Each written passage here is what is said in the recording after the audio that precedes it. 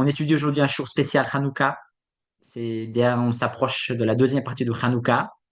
Le shiur sera, si Dieu veut, euh, partagé en trois parties.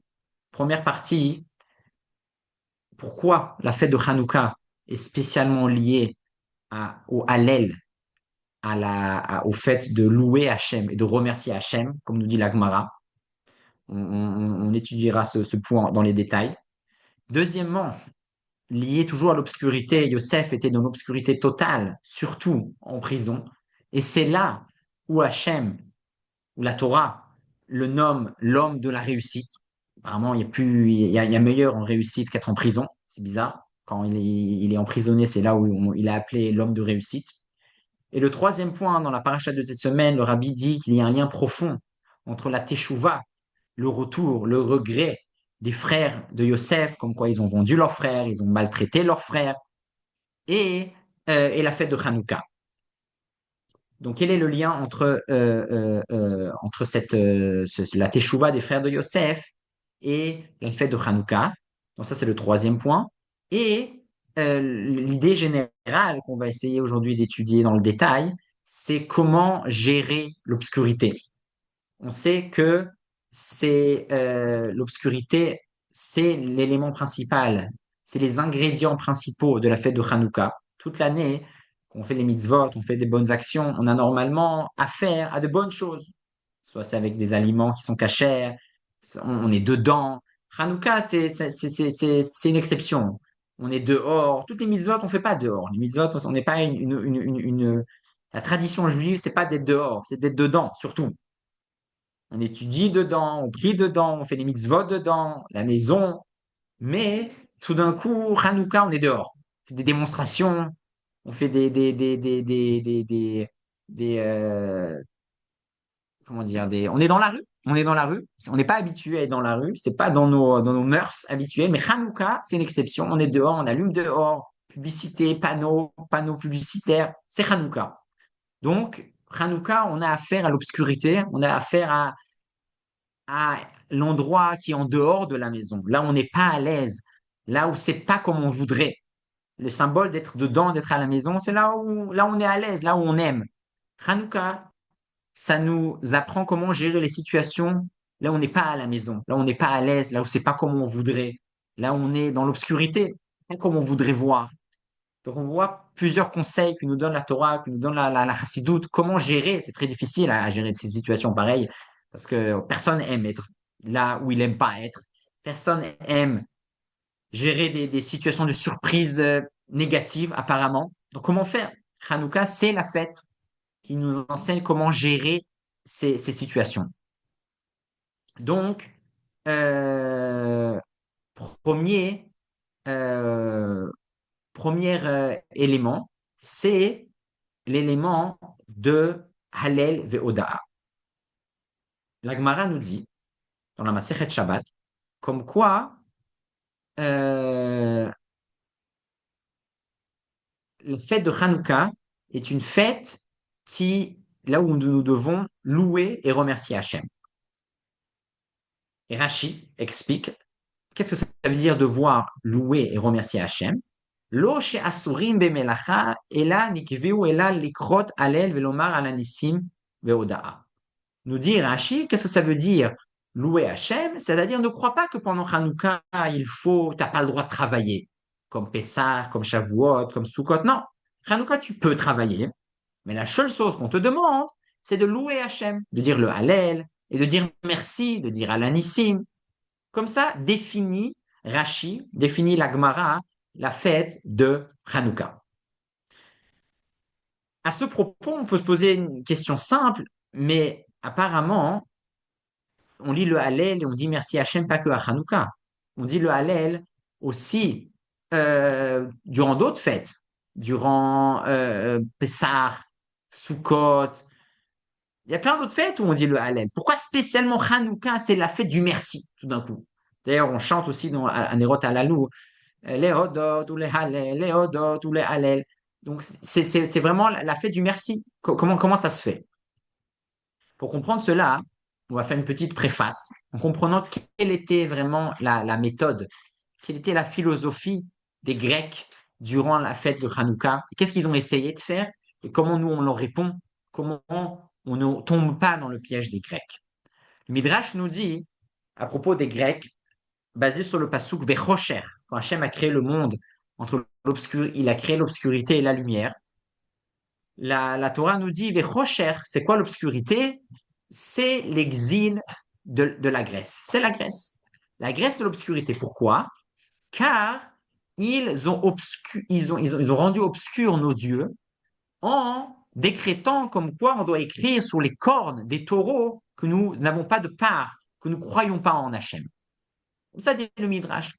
Et c'est étonnant, car la Grèce, en général, c'est le pays de la beauté, le pays de l'architecture, le pays où on fait du sport, le pays où on réfléchit. Les Grecs, qui viennent de Yefet, Yefet, qui vient du mot Yafé, beau, ont investi énormément sur tout l'aspect superficiel, comment on est vu, qu'on doit paraître bien, qu'on doit être fort, qu'on doit se développer.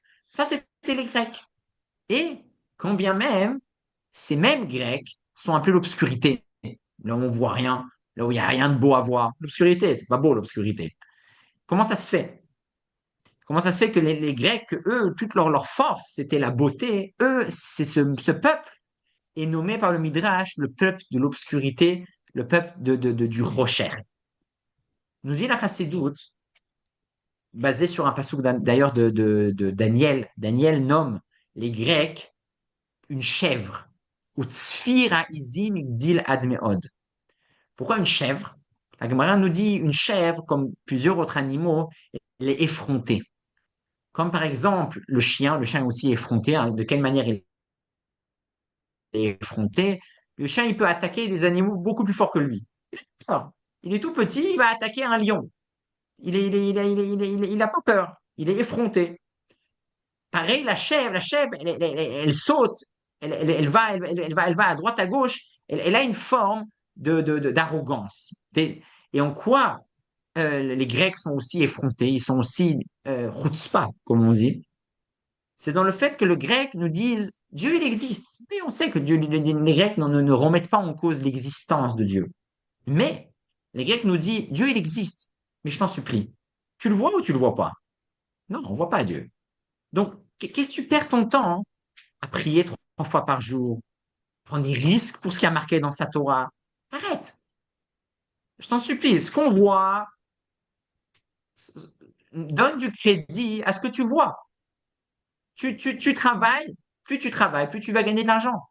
Plus tu vas aller au sport, plus tu vas être en bonne santé. Arrête, je t'en supplie, nous dit les Grecs, le grec qui est en nous, de croire que tu as besoin aussi de prier. Ça change quelque chose, ça change rien. Il existe, oui, il a créé le monde il y a beaucoup d'années. Ça, c'est pas de problème. Mais il n'est pas là dans la vie de tous les jours. Arrête, nous dit le grec. Et donc, c'est ça la route. Car les Grecs nous disent pas, ils nous disent, il n'existe pas. Ils sont effrontés. Ils disent, il existe, mais il est pas là dans les détails de la vie de tous les jours. Et donc, le grec qui est en nous, les Grecs de l'époque, mais surtout le grec qui est en nous pour aujourd'hui, car Hanouka, on doit aujourd'hui le vivre, enfin, juste rappeler l'histoire de l'époque, c'est de croire que ce que je vois. Et, et, et c'est d'ailleurs la raison pour laquelle Hanouka spécialement est la fête du merci. Et la fête du merci, et là on loue Hachem.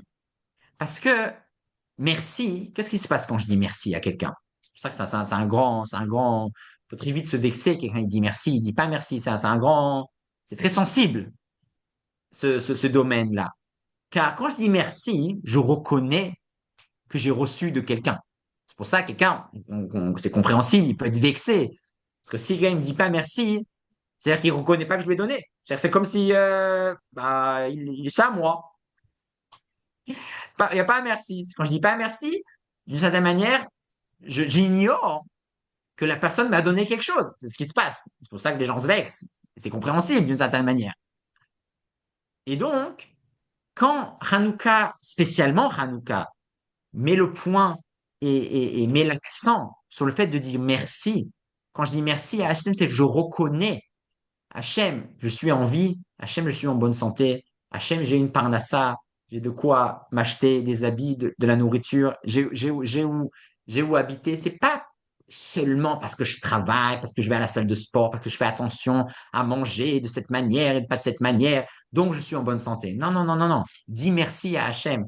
Rappelle-toi que ça vient de lui. C'est sûr qu'il faut aussi faire attention, mais ça, c'est secondaire.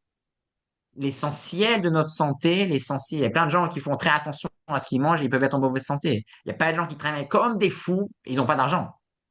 Il y en a, il y a beaucoup. Donc, c'est pas foncièrement lié à notre effort.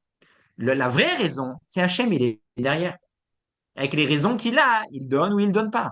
Donc, pour tout ce qu'on a, on doit dire, répéter, proclamer les hodot ou les hallel, les hodot ou les hallel, les shimcha agadol. C'est ça Hanouka. Hanouka, c'est se rappeler de voir ce qu'on ne voit pas. Hanouka, c'est répondre au message des Grecs. Le message nous dit, ce que tu vois, ça existe. Ce que tu vois pas, je t'en supplie, ça n'existe pas. Arrête avec tes bêtises. Arrête avec tu perds ton temps à parler, à dire merci, à des choses on voit pas les résultats.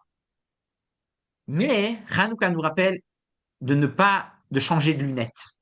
Changer les lunettes qu'on a souvent malheureusement, c'est les lunettes qui nous disent je vois, ça existe, je vois pas, ça n'existe pas. Hanouka, il y a une lunette spéciale. Comme il y a les lunettes 3D, on voit tout en 3D. Les lunettes du Hanouka, ça nous enseigne à voir aussi ce qui n'est pas visible. C'est d'ailleurs ce que la Chassidut, la Kabbalah, d'ailleurs, dit que Hanouka, donc les lumières de Hanouka, c'est la Or Aganouz. C'est cette fameuse lumière qu'Hachem a cachée à la création du monde. Elle existait à l'époque, mais après il l'a cachée. En temps normal, elle n'est pas là. C'est des choses qu'on ne voit pas, c'est des choses qu'on ne se rend pas compte dans le quotidien. Hanouka vient et nous rappelle à se rappeler des choses qui sont invisibles. Et donc, c'est ça la réponse qu'on a aux Grecs. Les Grecs nous disent non, ce qui est important, c'est que le physique, c'est que la logique, c'est ce qui est visible. L'invisible, il n'existe pas. Et donc, c'est pour ça d'ailleurs que Rachi aussi mentionne dans son commentaire que Hanouka, on peut aller travailler. Pourquoi Rachi, d'accord, on peut travailler, mais c'est bizarre, c'est comme ça qu'il définit la fête de Hanouka. Rachi nous dit, c'est quoi la fête de Hanouka? C'est là, c'est des jours où on peut aller travailler et on doit dire merci à Hachem. Bizarre. C'est ça Hanouka? C'est on doit aller travailler? Oui. Hanouka, c'est quoi aller travailler? C'est continuer la vie de tous les jours. Continuer à travailler et à gagner notre argent et aller à la salle de sport. Quelqu'un qui veut aller faire du sport, Hanouka, il peut aller à la salle à la salle de gym pour faire le sport de la semaine. Pas de problème. Vas-y. C'est Hanouka, tu peux y aller. C'est pas interdit. C'est pas Soukot. C'est pas Pessah. Pourquoi? Parce qu'à ce moment-là, on va se rappeler à la salle de sport ou quand je vais aller travailler, que c'est vrai que je vais au travail, c'est vrai que je vais à la salle de sport et que soi-disant, ça a l'air que grâce à ça, je suis en bonne santé ou que grâce à ça, j'ai mon salaire à la fin du mois. Hanouka nous dit non, non, non, non, va à la salle de sport, mais je t'en supplie, là-bas aussi, rappelle-toi les Hodot ou les Hallel. Dis merci à Hachem que tu es en bonne santé. Dis merci à Hachem que tu as ta parnassa, bien que tu travailles. Continue, travaillez, vont travailler, il n'y a pas de problème. La Torah ne nous interdit pas de travailler en général, et même à Hanouka, tu peux aller travailler. C'est bizarre, il y a des fêtes, certaines fêtes, qu'on nous dit, il vaut mieux ne pas travailler. Hanouka, il n'y a pas ça. Tout le monde travaille à Hanouka. Mais les gens très religieux, ils peuvent travailler à Hanouka. Parce que Hanouka, c'est un message, il y a un message qui est aussi et surtout quand on va au travail. Que quand on va au travail, que là on voit, je travaille, donc j'ai fait mes 8 heures, mes 7 heures, je reçois en fonction de ça mon salaire. Voilà, tac, tac, tac. Hanouka dit, va là-bas, va faire tes heures de travail, je t'en supplie, et rappelle-toi quand même que c'est pas à cause de tes heures de travail que tu as ton salaire à la fin du mois. Et c'est ça ce que les Grecs ont essayé de rendre obscur, de rendre obscur et de nous faire oublier. Et c'est d'ailleurs aussi la raison qu'on chante dans le Az, dans le chant de Maoz Tzur, de Hanouka, Yeme Bina, Yeme Shmona. Qu'est-ce que ça veut dire? Yeme Shmona, c'est les 8 jours. Yeme Bina, Bina, c'est comme nous dit la Chassidoute, c'est la Avin Davar Mitor Davar, c'est méditer. Chokhmah, c'est le flash. Bina, c'est le développement, c'est la méditation du concept. Pendant les jours de Hanouka, on doit méditer au chiffre 8.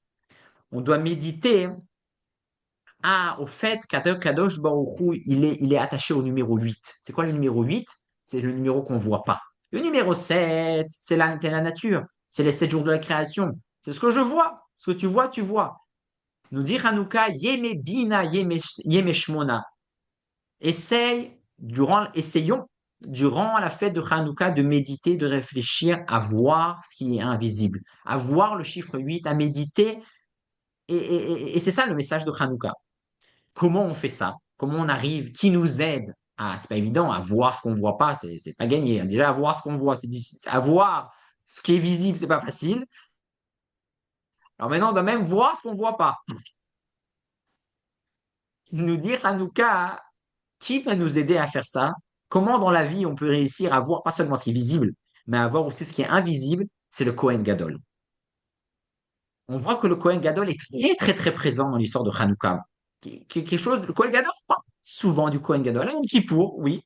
À Dans toutes les autres fêtes, à Sukkot, à Pessah, au Beth Amikdash, même dans l'époque des rois, on étudie en ce moment les Mélachim, le Kohen Gadol, c'est souvent de lui finalement. Mais à Hanouka, le Kohen Gadol, il est omniprésent, il est partout de partout. C'est le Yochanan Kohen Gadol, c'est lui l'initiateur de la guerre contre les Grecs. La fiole qu'on a trouvée, c'était une fiole qui était signée par le sceau du Kohen Gadol. Le Kohen Gadol, il est partout dans l'histoire de Hanouka. Pourquoi? Nous dit le rabbi, dans un Mahamar, et c'est répété plusieurs fois dans la Chassidoute, car le Kohen Gadol est lui très profondément lié au chiffre 8. Le Kohen Gadol, c'est le symbole de croire, de voir, de considérer dans notre vie aussi ce qu'on ne voit pas, aussi ce qu'on ne comprend pas, aussi ce qui nous dépasse. D'où on voit ça. Quelle est la salle du Kohen Gadol? C'est le Kodesh HaKodashim. La salle où uniquement lui peut aller, c'est le Kodesh HaKodashim, le Saint des Saints. Et là-bas, dans ce Saint des Saints, il y avait un miracle quotidien, pas juste le jour de Yom Kippour, mais quotidien tout le temps, qui se passait. C'était un miracle au-dessus des lois de la physique, des lois de la nature, des lois des mathématiques, des lois de tout ce qu'on veut. La taille de cette salle était de 10 amot. 10 amot, c'est 5 mètres. 10 coudées, comme on dit en français. Mais il y avait un miracle quotidien, donc jusqu'à aujourd'hui on ne peut pas expliquer. C'était que si je mesure la taille depuis le mur, d'un mur, jusqu'au Aaron à Kodesh, la boîte dans laquelle était placé un Sefer Torah et les tables de la loi, il y avait 5 coudées entre le mur et la boîte. Ensuite, il y avait la boîte. Et ensuite, il y avait encore 5 coudées entre la boîte et la fin du mur. Donc, ça veut dire 5 coudées. Ensuite, la boîte, le Aaron Kodesh. Et ensuite, encore 5 coudées. Mais lorsqu'on mesurait tout le Kodesh à Kodashim, toute la salle, on trouvait 10 coudées. Donc, il y a un problème mathématique. Il y a 5 plus 5, mais le Aaron au milieu, il prenait de la place aussi. Il n'était pas au-dessus des lois de la physique. Ben oui. Il était là sans être là. Il était là, il prenait pas de la place. Si on réfléchit à ça trop, ça nous fait mal à la tête, mais c'était comme ça. Si je mesure 5 coudées, mais la taille totale, c'était 10 coudées, alors qu'il y avait au milieu le Kodesh, le Aaron. Et donc, dit le rabbi que cette idée, le Kohen Gadol vivait avec ça. C'était ça sa spécialité. C'était la force de la Messirut Nefesh, la force d'aller au-dessus, de se dépasser, de pas uniquement croire, considérer ce que je vois. 5 coudées, 5 coudées, 5 plus 5, 10. C'est mathématique. 5 plus 5, ça fait pas 12, ça fait pas 15. Mais pourtant, dans cette salle, oui, 5 plus 5, ça faisait pas 10. On peut l'expliquer? Non. C'était une réalité? Oui. Et donc, le Kohen Gadol, c'est ça qui nous enseigne, si on veut alimenter les lunettes de Hanouka, si on veut dire, si on peut dire. si on veut alimenter notre émouna, qui est de se rappeler de dire merci à Hachem et de rattacher notre émouna à même ce qui est invisible, c'est dans notre comportement aussi à faire des efforts, y aller au-dessus de ce qui est visible, au-dessus du minimum, au-dessus voilà. Souvent dans la vie, ouais, c'est marqué, je fais le minimum. C'est marqué, c'est pas marqué, je fais pas. Non. Mais sur une fait, c'est aller au-dessus de ce qui est marqué, au-dessus de ce que je vois. Et si je m'entraîne à aller au-dessus de ce que je vois, au-dessus, à ce moment-là, dans des situations dans la vie où je dois aussi surpasser mon esprit, je vais être prêt à le faire. Mais si je m'habitue à considérer uniquement ce que je vois, alors à ce moment-là, quand arrivent des situations où je dois me surpasser, où je dois voir ce qui est invisible, je ne vais pas réussir à voir. C'est une question d'entraînement. Et donc ça, c'est le premier point, hein, le point du merci et du Hallel et de Hoda'a de Hanouka qui est essentiel spécialement à Hanouka, beaucoup plus que dans d'autres fêtes, car c'est la fête où on pourrait avoir tendance, où les Grecs essayent de nous faire oublier la présence d'Hachem dans tous les détails, dans la vie de tous les jours. Mais nous, grâce à la fête de Hanouka, grâce à la Oraganous de Hanouka, grâce aux 8 bougies de Hanouka, on lutte et on dit non, non, non, non, non, non. Je ne peux pas uniquement considérer ce que je vois. Je sais qu'il y a aussi bien plus que cela. Et c'est ça qui nous amène au deuxième point de notre shiur aujourd'hui, c'est l'emprisonnement, la prison de Yosef en Égypte. Euh, Quelque chose de très étonnant, Yosef est appelé l'homme de la réussite, spécialement dans une situation où on pourrait dire tout, mais pas qu'il a de la chance, mais pas qu'il réussit. Spécialement en prison. Après avoir été vendu, après avoir été esclave chez Potiphar, il est jeté en prison comme un moins que rien. Et là, la Torah témoigne comme quoi va Hacher ou Ose Hachem Asliach. Tout ce qu'il fait, Hachem lui donne la réussite. Sur ça, le rabbi pose une question assez simple et on peut tous se poser cette question, mais c'est ça, avoir la réussite, être en prison, un peu bizarre. Où est l'élément de réussite en étant emprisonné? Il n'a pas de chance. Et comment c'est possible? Comment on peut expliquer si encore dans les parachutes suivantes, lorsque Yosef devient le vice-roi, alors là oui, là il a eu la réussite, de devenir vice-roi d'Égypte, chapeau. Mais de se retrouver prisonnier, c'est là la source de la réussite, un peu bizarre. Le rabbi, pour expliquer et nous, dans la vie de nous tous les jours, la prison signifie l'obscurité, qu'on est en prison, on est dans un trou, comme on dit, c'est les surprises de la vie de tous les jours, les mauvaises surprises, chas shalom, mais des fois elles sont là. Et c'est là que je vais puiser la force ou que j'ai la possibilité d'être quelqu'un, un homme de réussite. Quand je me prends sur la tête des prisons, des surprises que je m'y attends pas, d'être en prison, personne s'y attend d'être en prison. Surtout qu'on ne fait pas de mal. Joseph, il n'a pas fait de mal. C'est pas qu'il devait s'y attendre. Mais des fois, tous, dans la vie, on a des situations où on s'y attendait vraiment pas, et c'est arrivé. Pourquoi on ne comprend pas? On est dans l'obscurité, on est au fond du trou.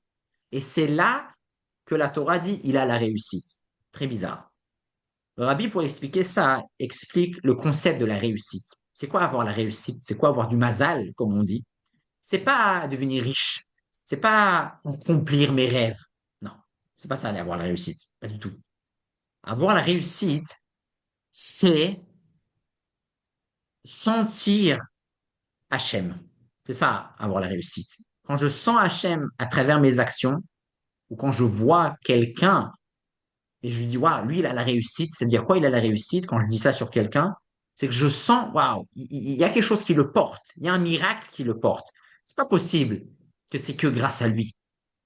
Combien on peut travailler? Il a des forces spéciales. Il y a Hachem qui est derrière lui. On peut dire ça sur plein de personnes. Ils font un certain projet. Il y a quelque chose de spécial. Il y a Hachem qui est derrière. Il y a quelque chose, d'une force illimitée qui le porte. Cette personne, ça peut être dans le travail, ça peut être dans les affaires, ça peut être une femme. Comment c'est possible? Elle a tellement d'enfants et elle arrive. C'est pas possible, logiquement.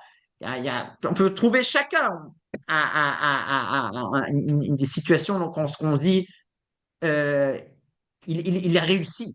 Il a un mazal. Et donc, plus, et les personnes qui ont la réussite, sur lesquelles on dit qu'ils ont la réussite, sûrement, qui font aussi quelque chose de spécial, que en effet, Hachem les aide. En effet, combien on peut travailler pendant la journée? Des fois, on voit des résultats, c'est expliqué. Il y a une force divine qui est derrière ces personnes. Comment on peut l'expliquer? Ils dorment à un moment donné. On peut l'expliquer que d'une manière, ce qu'Hachem les aide. Mais pourquoi eux, ils les aident et moi, ils ne m'aident pas? Pourquoi eux, ils les aident et d'autres, ils ne les aident pas? Chez certaines personnes, on ne voit pas ça. Qu'est-ce qui se passe? Quoi, ils ont de la chance. Eux, ils ont choisi et ils n'ont pas été choisis. Dit le rabbi, non. On peut inviter cette bracha, si on peut dire. On peut inviter cette réussite. On peut causer cette réussite. Comment? Lorsque, en effet, j'invite Hachem. Si j'invite Hachem chez moi, alors Hachem, il vient. Hachem, il est ouvert toute invitation. Si on l'invite pas, c'est comme une fête. Si j'invite pas quelqu'un, il n'y a pas beaucoup de chances qu'il va venir. Si je veux qu'il vienne, il faut que je l'invite. C'est comme ça que ça marche en général. Des fois, les gens ils disent, ah mais t'es pas venu. Bah oui, invite-moi et je viendrai. Pareil Hachem. Hachem, c'est pareil. Si on l'invite pas, il n'y a pas beaucoup de chances qu'il va venir. Mais comment inviter Hachem? Qu'est-ce qu'il faut faire? Lui envoyer un message WhatsApp, faut l'appeler. Comment j'invite Hachem? Sous quelle forme? Aujourd'hui, il y a beaucoup de formes, ça se développe dans le multimédia. Comment inviter Hachem? De quelle manière? Il faut l'appeler, lui envoyer un carton par la poste. Quelle est la manière la plus effective d'inviter Hachem pour qu'il soit parmi notre vie et que notre vie devienne quelque chose de grandiose? C'est ça la question. Le rabbi nous dit, tout simple, tu veux inviter Hachem, mets-toi de côté, mets ton ego de côté, mets même tes plans, tes initiatives, ton programme de côté et, et suis Hachem, et suis les directives d'Hachem. Ça, c'est la manière comment inviter Hachem. Et, en l'occurrence, voilà, on a maintenant, il y a deux manières si on veut dire, de mettre en pratique l'invitation divine. Première manière, qui est la manière la plus normale, la manière qu'on souhaite à nous tous, c'est la manière de, bah voilà, bah, Hachem, il veut qu'on fasse les mitzvot, il veut qu'on aide son prochain, il veut qu'on étudie, bah alors voilà, je fais ça, et Hachem, il m'aide. Ça, c'est la manière normale. Et c'est une manière, et Bezat Hachem, qu'Hachem, on souhaite à tous d'être dans ce plan-là. Mais il y a une autre manière, un peu plus hard, mais aussi, d'une certaine manière, plus effective, avec des plus grands résultats. On la souhaite à personne à la base, mais si elle arrive, on peut dire à la personne et on peut dire à nous-mêmes, bah, j'ai une chance et j'ai une occasion. C'est quoi cette situation? C'est quand il y a une galère, elle arrive. Quand je suis dans l'obscurité, quand le rocher, quand je suis emprisonnier. C'est quoi être emprisonnier? C'est une surprise. Je suis surpris en mal. Je me retrouve en prison. Je me retrouve là où je voulais pas. Ça va pas d'après mon plan. Et là, la chassidoute nous dit, tu as une occasion en or. Tu as une occasion en or de toucher la réussite, mais jackpot. Pourquoi? Parce que lorsque tu fais d'après ton plan, tu as ton initiative, tu as ton programme, et tu fais d'après ton programme et tout marche bien, bah, au Hachem, super. Mais ton investissement, toi, ton ego, un ego positif, hein, je parle pas ici de quelqu'un, il veut quelque chose de mal, il programme quelque chose, il invite des gens à la maison, il fait un programme d'études, top. Mais ça reste toi. Toi, tu es mêlé à cette histoire-là. Tu es mêlé à cette histoire-là. Et donc, d'une certaine manière, Hachem est moins présent. Parce que comme toi, tu es beaucoup mêlé à cette histoire-là, donc la place à Hachem, il a moins de place. C'est physique l'histoire. C'est dans un verre d'eau de 30 centilitres, on ne peut pas faire rentrer 15 litres. Donc si dans ma vie, 90%, ça va d'après mon plan, bah, à ce moment-là, la Emouna, elle a place que sur 20%. Là où ça. Par contre, lorsque je me retrouve en prison, Pras Shalom, lorsque je me retrouve dans l'obscurité, que là, je suis zéro. C'est pas du tout comme ce que je voulais. Je comprends pas. Qu'est-ce que je fais là? Ça va pas, ça va pas, ça va pas. Combien, moi, je suis présent dans cette histoire? Zéro. Moi, je veux pas être là-bas. Je, je, je, Combien Hachem, à ce moment-là, il est présent dans cette situation? À nos yeux, Hachem, il est présent partout. Mais à nos yeux, Hachem, il est à son, c'est que lui. Si je suis là-bas, c'est que à cause de lui. Et donc, je peux m'attacher à Hachem plus, si on peut dire, dans une situation d'obscurité. Lorsque je suis d'une certaine manière en prison, je sens Hachem plus en prison que lorsque j'arrive à réaliser mes rêves les plus positifs, les plus sains, les plus kadosh qu'ils soient. Et donc, maintenant, on comprend pourquoi Yosef, après avoir, après avoir réussi l'épreuve de la prison, le rabbi relie ça avec l'histoire de l'Admour Azakel qui était aussi en prison, qui a aussi vécu un emprisonnement, littéralement. Et nous tous, on passe des événements difficiles, on doit à ce moment-là se dire, waouh, c'est dur, j'aurais pas voulu être là-bas, je veux pas être là-bas. Mais, mais, mais maintenant, j'ai l'occasion de m'attacher à Hachem bien plus que qu'en temps normal. Donc, allez, il faut que j'y aille. Faut pas que je sombre dans la dépression et dans l'obscurité, et dans la prison, et dans la surprise négative. Mais non, il faut que je me dise, bah là, Hachem, allez, maintenant c'est toi. Mais moi, je voulais pas aller là-bas. Tu m'as mis là-bas. Allez, maintenant, aide-moi. Je suis prêt. Je vais dans ta direction. Je t'aide. Je suis avec toi. Dans cette situation, comme le moi, il est quasiment au point zéro, parce que personne ne veut aller en prison, personne ne veut être dans l'obscurité, personne ne veut être dans la rue, personne ne veut être dans la surprise. On n'aime pas les surprises. Mais quand je me retrouve dans la surprise, je dois savoir que là, j'ai la hatzlacha. Là, je sens Hachem beaucoup, beaucoup, beaucoup plus que lorsque je suis dans mon programme. Et donc, c'est là où on doit ouvrir les yeux, on doit changer les lunettes, encore une fois, les fameuses lunettes de Hanouka, qui nous apprennent à comment gérer l'obscurité. Quand je suis dans l'obscurité, je ne dois pas baisser les bras et me dire, bah voilà, bah, j'ai pas de chance. Non, tu es dans l'obscurité, maintenant tu as l'occasion de te laisser guider par Hachem. Alors, avec une bonne volonté, fais de ton mieux et vas-y, avance, avance. Je ne sais plus où tu vas aller, personne ne sait, mais avance. Si tu es là, c'est qu'Hachem, il veut que tu sois là. Et si on a cette méthode, si on a ce comportement, on atteint à ce moment-là un niveau d'âme très, très puissant et on peut atteindre des choses inimaginables parce on a vécu ces moments-là. Quelqu'un qui s'est habitué à faire, à réussir tout ce qu'il a prévu, bravo. Mais c'est incomparable avec quelqu'un qui a eu des problèmes et qui s'en est sorti et que lui-même a réussi. Alors, encore une fois, on souhaite à personne d'être en prison, on souhaite à personne d'être dans l'obscurité et on doit nous-mêmes tout faire pour ne pas être là-bas. Ça, c'est sûr. Mais Hanouka nous enseigne que lorsque je suis d'une certaine manière en prison, dans l'obscurité, au fond d'un trou, je dois savoir que c'est un tremplin et une occasion d'attachement à Kadosh Baruch Hu que je dois, c'est une occasion que je dois, une perche que je dois savoir attraper. Donc ça, c'est pour le deuxième point, pour la Hatzlacha, la réussite de Yosef en prison. Là où il a su être battel, là où il a su se mettre de côté et voir les messages divins. C'est d'ailleurs quelque chose aussi très important techniquement dans la vie de tous les jours, que en général, toute la journée, on est en communication, on appelle des gens, ou les gens nous appellent, on parle avec des gens, ou des gens parlent avec nous. Souvent, on a tendance à considérer, à donner de l'importance surtout à ce que nous, on voudrait dire aux gens. Voilà, je veux te dire ça, voilà, je veux t'appeler, voilà, voilà. Par contre, quand les gens ils nous appellent, c'est un peu, ça nous, ah, qu'est-ce qu'il me veut celui-là? On prend pas trop ça en considération. Ça nous perturbe. Ah, c'était prévu. Qu'est-ce qu'il m'appelle celui-là maintenant? Qu'est-ce qu'il veut? Ah, ok, d'accord. On prend pas ça en considération. Mais on doit savoir, nous enseigne la Torah, que même lorsque c'était pas prévu, et souvent, les gens qui nous appellent que c'était pas prévu à ce moment-là, la présence d'Hachem est beaucoup plus évidente que lorsque moi, je veux appeler quelqu'un.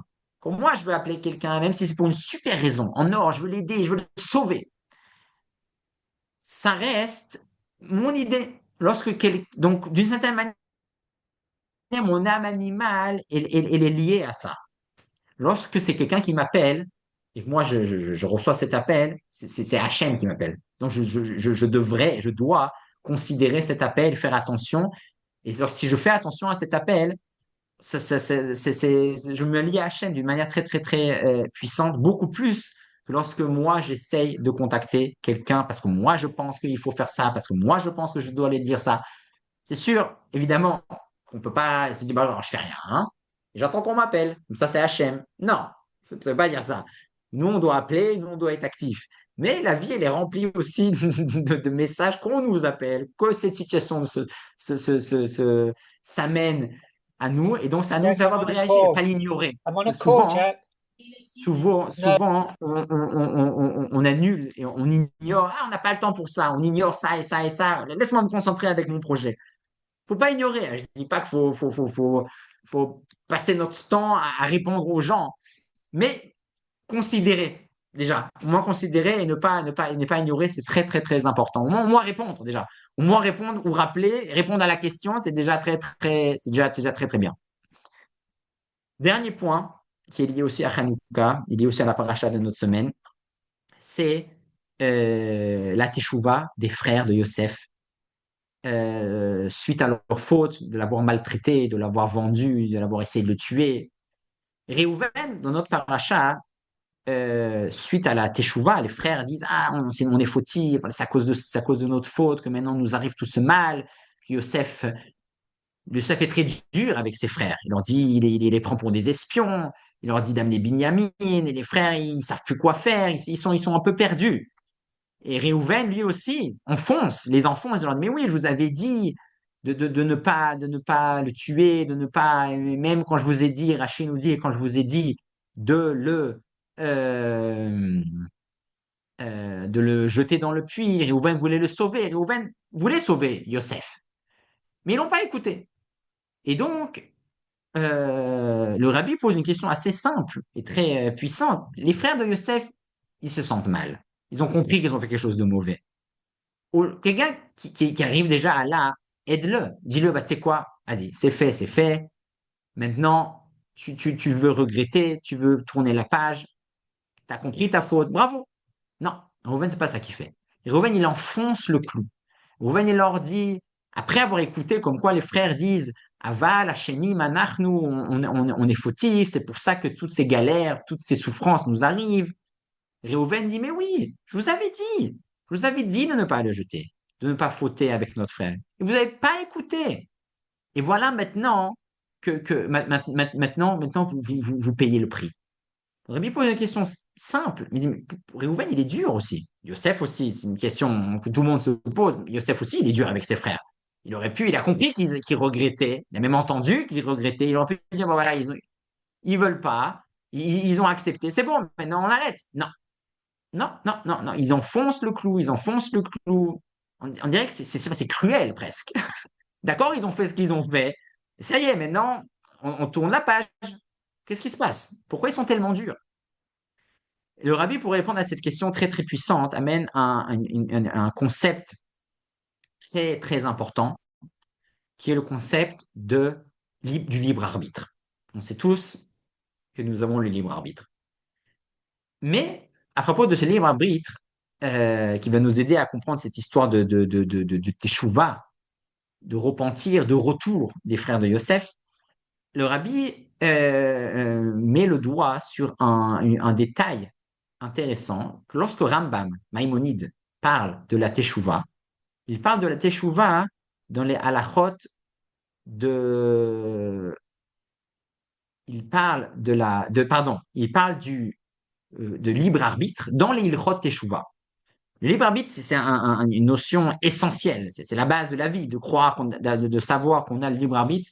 C'est le ABC. Si je sais pas si on croit qu'on n'a pas le libre arbitre, Torah Mitzvot, ça commence même pas.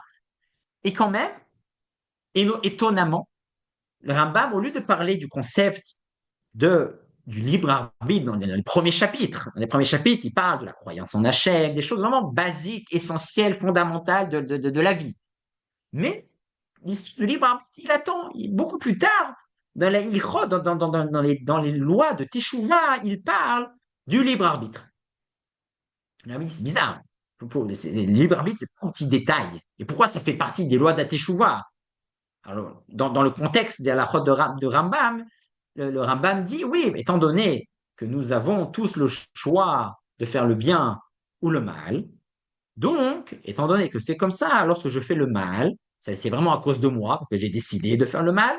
Et donc, ensuite, je dois, et c'est en mes possibilités aussi, de faire teshuva. Et d'où on a la force de changer. C'est dur de changer. Quelqu'un, il s'habitue à faire du mal. Mais s'il a fait une fois du mal, c'est dur de retourner en arrière. Personne n'aime retourner en arrière. Le changement, on fuit tous le changement. Personne n'aime changer. C'est pas agréable. Changer, c'est avouer que ce que tu as fait hier, c'était pas bien. Changer, c'est pas. Personne n'est fier. Ça veut dire que tu n'es pas fier de ce que tu as fait hier. Très, très, très, très, très, très dur de changer. Mais il nous dit, le Rambam, d'où on a cette force de changer, d'où on a cette force de décider, hier j'ai fait A, aujourd'hui je fais B. On a cette force car nous avons été créés à l'image d'Hachem. Comme Hachem, il peut décider quand il veut, de ce qu'il veut, comme il veut, c'est Hachem. Nous aussi, étant donné qu'on a été créé à son image, on peut aussi décider ce que je veux, quand je veux, comme je veux. Même si tout va contre ce que je voudrais décider, je peux toujours décider ce que je veux. À l'encontre de toutes les influences qu'il peut avoir. Et cette force, c'est ce qui me donne la possibilité de faire tes choix. Parce que normalement, quelqu'un qui a fait quelque chose de mal, comme nous dit Pirkei Avot, Avera, Goreret, Avera. Une faute entraîne une autre. C'est pas seulement une faute. Une obscurité entraîne une autre obscurité. Quand je suis dans l'obscurité, la logique, c'est de rester dans l'obscurité. Quand j'ai fait quelque chose de mal, la logique, c'est de rester dans le mal. Pourquoi tout d'un coup je vais m'arrêter? C'est la dynamique de la vie. Mais, nous dit le Rambam, étant donné que nous ne sommes pas soumis à la dynamique de la vie, on peut, à l'image d'Hachem, décider ce qu'on veut, quand on veut, comme on veut, même si la dynamique, comme on dit, le flux, comme la rivière, on peut aller à l'encontre de la rivière. C'est très dur d'aller à l'encontre de la rivière, mais ça prouve que je suis vivant. Comme un vrai poisson, comment on sait s'il est vraiment vivant? C'est s'il va contre la rivière. Il y a un poisson mort, on croit qu'il nage, mais en fait, il nage pas. C'est les eaux qui le poussent. Quelqu'un de vivant, c'est quelqu'un qui sait aller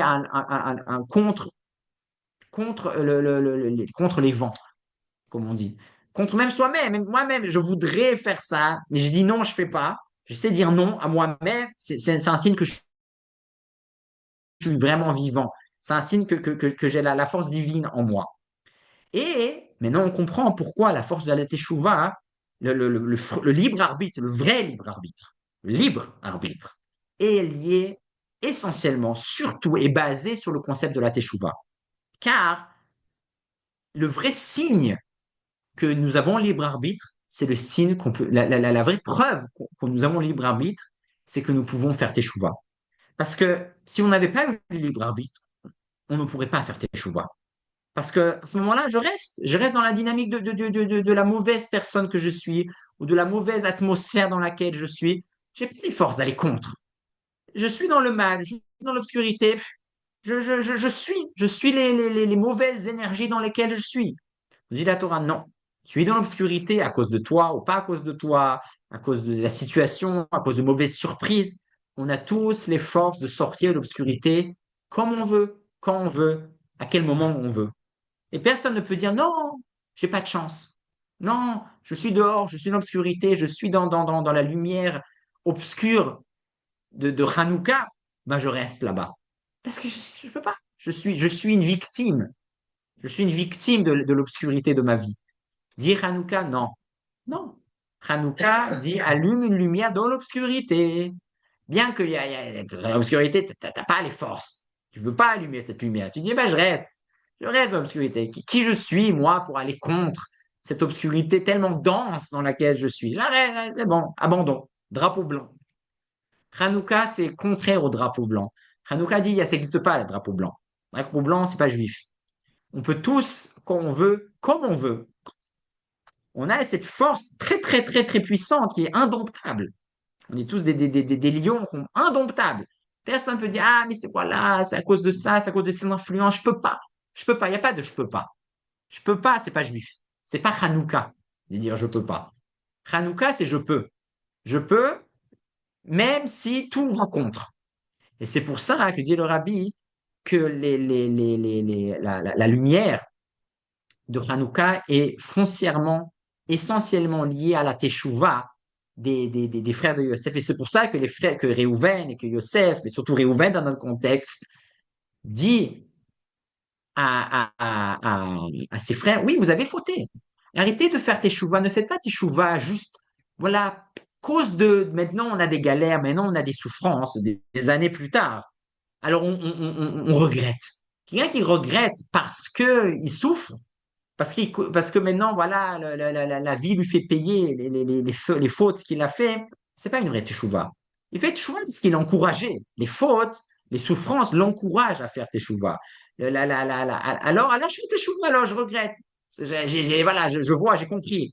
Reuven veut les aider à faire une vraie teshuva, veut les aider à les mettre vraiment dans la situation originale, là où ils ont fauté. Point. Vous avez fauté, vous avez voulu fauter. C'est à cause de vous. C'est ça ce qu'il leur dit. Je vous ai dit, vous avez compris et vous avez fauté. Vous étiez vraiment dans l'obscurité. Je vous en supplie, comprenez ça. Et je veux que vous, ça c'est un vrai regret.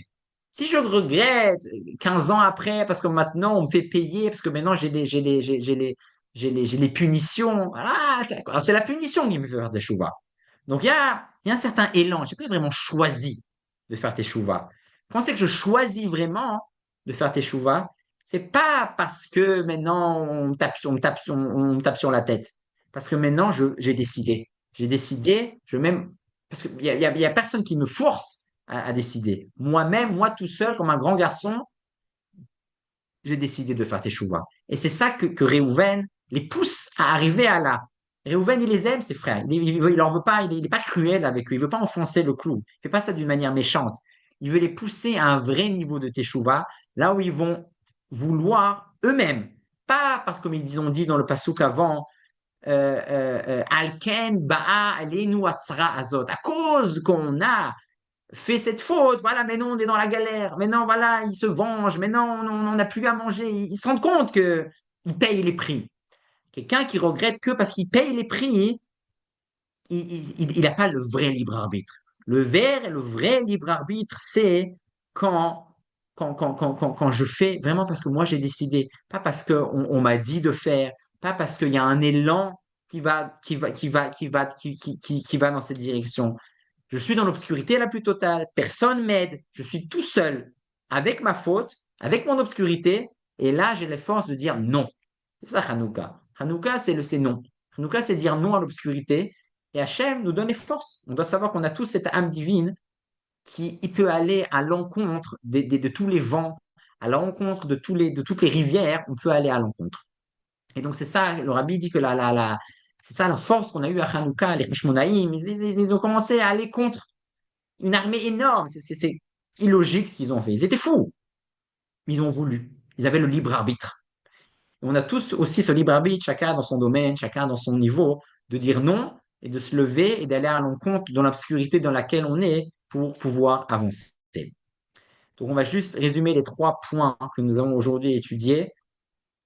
Hanouka, c'est une fête de merci à Hachem parce que les Grecs ont essayé de nous faire oublier comme quoi Hachem nous donne à chaque instant tout ce qu'on a. Donc, c'est pour ça que spécialement Hanouka, c'est la fête du grand merci, bien que nous ayons le Hallel à d'autres occasions. Deuxième chose, l'obscurité, la prison de Yosef était la source, était une occasion, était le tremplin de sa réussite, là où il a eu l'occasion de croire en Hachem. Parce que lorsqu'il réussissait son programme, son plan, son existence était aussi investie. Donc il aurait pu aussi, il est aussi lié à lui-même. Mais quand je suis en prison, quand je suis au fond du trou, là, il y a que je dis Hachem aide-moi. Et c'est là, quand je dis Hachem aide-moi, que j'invite Hachem totalement et que Hachem est avec moi et donc que je suis quelqu'un de réussite. Encore une fois, on souhaite à personne d'être en prison, on souhaite à personne d'être dans l'obscurité, mais lorsque nous le sommes, on doit savoir que c'est une occasion de rebondir, une occasion d'atteindre quelque chose de très, très précieux, de très, très chanceux. Et enfin, la teshuva des frères de Yosef, là où ils ont pu dévoiler Réhouven les a aidés, a été dur avec eux, il les a poussés à dire non, vous allez faire teshuva juste parce que vous allez faire teshuva. Pas parce que vous souffrez, pas parce qu'on vous aide. Non, non, non, non, non. Vous allez comprendre clairement là où vous êtes. Et là, dans cette situation d'obscurité, de regret total, de culpabilité totale, vous ne m'avez pas écouté, vous avez fait ce que vous allez faire. Oubliez que maintenant, vous souffrez à cause de ça. Parce que ça rend la teshuva moins pure. Là, je veux que vous choisissiez. Je veux que ce soit votre libre arbitre. Je veux que vous dites non à l'obscurité. Un vrai regret, pas lié au contexte, pas lié à ce qu'il y a autour de vous. Et c'est ça Hanouka. Hanouka, c'est la force de pouvoir dire non au contexte. C'est la force d'arrêter d'être victime du contexte, mais de dire non. Non, tout le monde dit oui, moi je dis non. Tout le monde me dit non, moi je dis oui. C'est moi qui décide. Ça, c'est Hanouka. Hanouka, on a tous cette force, cette chutzpah positive. Les Grecs, ils avaient une chutzpah négative, mais Hanouka, on doit tous avoir une chutzpah positive. De, OK, et on a tous en nous une force qu'on doit dévoiler sans avoir peur de ce qu'il y a autour, même si tout ce qui va autour n'est pas forcément favorable, mais si moi je crois à ça, si moi je sens que c'est ça, honnêtement, évidemment, honnêtement, je suis honnête avec moi-même, je suis honnête avec Hachem, je sais que c'est ça, et ben je dois y aller sans avoir aucune peur. J'espère que c'était clair, Youssef. Si tu as des questions, avec plaisir.